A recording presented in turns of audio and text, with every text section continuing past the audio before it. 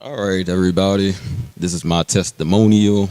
You may know me as Kaylin. You may know me as Leno. You may know me as Khalif Leonard. I have many names, many jobs.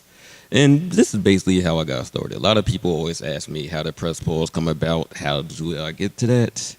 And for once, I guess I'll be cocky and talk about myself. Really don't like that, but here we go. Let's see, where should I start? I guess we'll go back to the beginning. And what was it, like 13 years ago, 2005, in high school, BCIT. You went to West Hampton, you know what that is, West Tech. Back then, I was in a computer science major, but senior year, they have something called co-op. So if you have a car, you can go get a job somewhere. I didn't have a car. I wasn't a privileged kid, so I didn't have all that good stuff. So basically, I was sitting around in shop with nothing to do until one day, either Mr. Rivera or Mr. Ranieri, one of my good teachers from then, said, they were starting up something called like the AV visual program. So I was like, all right, cool, that sounds interesting. That's really what my first steps in the video production was right there. They had me basically just running around school filming stuff. That was pretty fun because I wasn't in class. Got to do whatever I wanted. So actually, of course, I graduated high school, went to Burlington County College from there. I was still doing computer science, and then I was seeing all this math and stuff. I'm like, I can't do that. We got to get out of here. So from there, I switched over. They had something called digital media. That was something like a trial step because they really, when I did that, that major was kind of all over the place. It was really a mess. They had like a capstone project at the end and nobody even knew what the capstone project was because we were actually like the first class to get to that point. So what we ended up doing was basically like a benefit concert. One of the deans of my major, he did like a lot of outside businesses, concerts and stuff. So basically we did, what was it, like a 12-hour day. We all did sound, audio, lighting. So I was used to camera work, but I never did sound and lighting. So that was cool. I didn't like it that much, but hey, it's good to be a jack of all trades. Well, at the time when I was at Burlington County College, let's see, I ended up at Rowan for the American Dream with Dr. Stanley L. Trying to remember how I got there.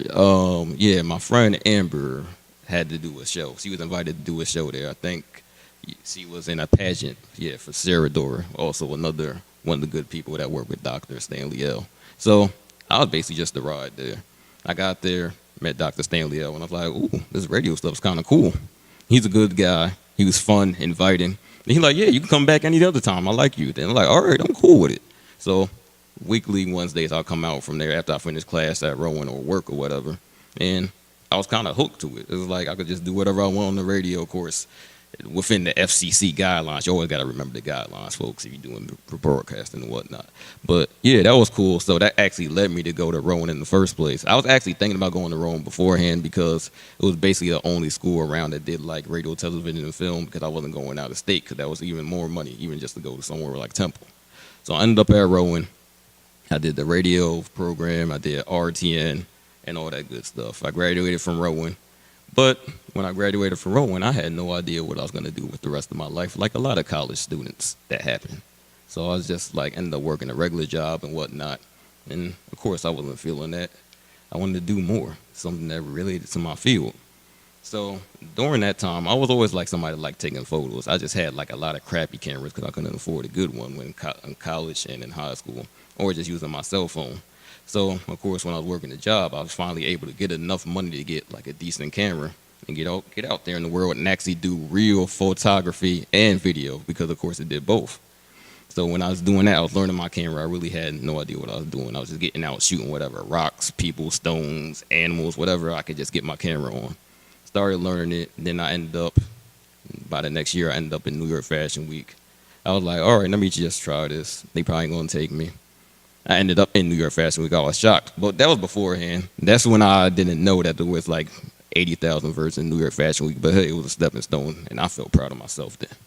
So I was doing the fashion shows and whatnot, observing, networking, seeing how people do business, how they move around and stuff. Then I was seeing people doing red carpet interviews, and I was just like, I'm from a broadcasting background. Why can't I do that? I can either do it myself or have somebody else do it. I'm like, what do I need to actually do something like that? Then, like, I have a camera already. All I need is a microphone.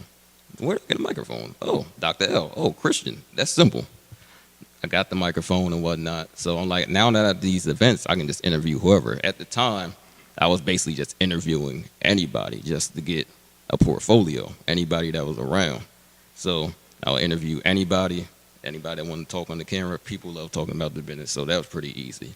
From there, when I was going to actually end up getting I'm trying to think, my first celebrity event was probably like in Willingboro. A producer from around Willingboro, known as Mike Zombie. You're from Willingboro, or you even listen to Drake, you wouldn't know him because he did the song Started from the Bottom. He did his first celebrity basketball game. So that was probably like my first celebrity event where I actually dabbled with people outside of just the local community, but people that's known on like a national level. From there, I had that on my portfolio, and then I was like, I can probably actually do other celebrity events now. So I looked up stuff going on around the area, stuff that interested me, and just applied, and they accepted me because I had a good content. I had like a lot of stuff on my portfolio, so that's how I got there. And then as I was moving along, I was like, it's time to make Press Pause Productions legitimate. So I got it copyrighted. I was like, I was making moves, and you don't need somebody stealing your stuff. That's a word of advice. A lot of people that have companies, I realize, they don't have anything copyrighted or anything under your names. So that's very important to have. Make yourself an LLC, make yourself a business. So somebody puts in your corporation, they look you up on Google, your name's popping right up. That means nobody can steal anything. You don't want to have like years of work under your company. Somebody else copyrights it. You got to throw that out afterwards and start fresh. Speaking of Press Pause, everybody asked me how I came about that name. I'm not really sure how I came about that name. I'm thinking because back around, I used to do music with my cousin. A lot of people don't know I did music, but it was mainly on my part a joke. So we was like a fake rap group. And my cousin's from New York, so he always had like a lot of funny slang and stuff, and one of his slangs was pause. So I used that, and our record label was Press Pause Recordings. So when I did Press Pause Productions, because I was like, oh, I'm producing, let me just do that.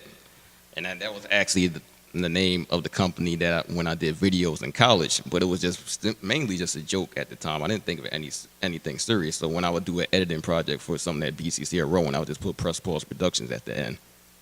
Not thinking it would actually turn into what it is now, a celebrity company. So that's basically, I guess, the background behind that name. I guess I never really thought about it like that. So yeah, it kind of just started as a joke, and it's funny how a lot of stuff in my life kind of starts out as a joke, because y'all know me, I like to joke around, but hey, things became serious. So as for the celebrity stuff, I've worked with so many celebrities. People always ask me, I'm trying to think of the rundown. I worked with people from sports, acting, everywhere in the world, music, sports. You got like Allen Iverson, Charles Barkley, Shaquille O'Neal, Isaiah Thomas, Dr. J, a couple people from the Eagles. I don't really watch football like that, but I'm trying to think of some names. Malcolm Jenkins, he's cool, I know him. Who else? Jalen Mills. So many people. Hip hop. You got the Locks, Dipset, G Unit. Who else? So many people. Ice Cube. Just go on Press Pause Productions and look. Just Google it. Everything pops up. There's so many names. It's just like I'll be thinking you're gonna be getting like a lot of I ain't trying to make all those noises and stuff like I'm on the toilet or something. But let's see what else about the company. Oh yeah, let's talk about Dr. L. Dr. L helped me out a lot, because basically being at the radio gave me the confidence to get out in the world and know I can actually succeed and do multimedia. And he always would encourage me and give me equipment and things, anything I asked for. He even in stuff I didn't ask for, he was just like, oh, I have this, you should take it. I was like, oh, I don't know what I'm gonna do with this, but sure. And then usually somewhere down the road, I'm like, oh, I got this wire, I can actually use this now. So that's how that came about. He was between him and Christian, office space somewhere, they would usually find a location that I needed to shoot something. So just working with him in the program, the multimedia, and also just working with him and gave me an opportunity to work around youth at the Boys and Girls Club, the Woodbury Child Developmental Center. So it's good to actually put kids on to this stuff early, because I can only imagine where I'll be now if I started at their age. Because I'm thinking I started at 19. These kids are doing all this amazing stuff at 8 and 9 now. So I just want to keep them on track so they can be better than me, because that's at the end of the day, I want people to be better than me. Don't be like me, be better than me. That's my goal in life. And I guess that's it. Unless this lovely audience has some Q&A, I'm here for questions and answering. When did you say, talk about when you really kind of got to the point of this is really happening, a business kind of happening. Do you remember that? Once I got the camera and started doing stuff outside of the area and stuff in New York, I was like, oh, okay, I'm making moves now, because I'm not local anymore. It's not Willingboro, it's not Philly, it's not Berlin County. I'm 2 hours away, and in New York, It's probably like one of the top places for media outside of LA. So that's probably why I started taking it seriously. Like, are they taking me seriously out here? No, this is legit. I'm in there. All right, then. Well, if you were interested in my tale, and you better be interested because I think it was a very delightful tale, you can follow me on all platforms at Press Pause Productions. I'm on Instagram at press.pause.productions, but you can just write out Press Pause Productions. It comes right up. Same for Facebook, and on Twitter, it's at Press Pause Pro. Look me up or just Google me. I'll come right up. I don't want to be one of those cliche people that say Google me, but at this point, you Google me, you'll see. There's nothing else to say. You want to see what celebrities I work with, Google me. That's all I got to say. I got t-shirts and everything, too. Sweaters, all that, hoodies, Press Force Productions. My email's out there. Reach out to me. It's Leno. It was nice talking to y'all. Good night.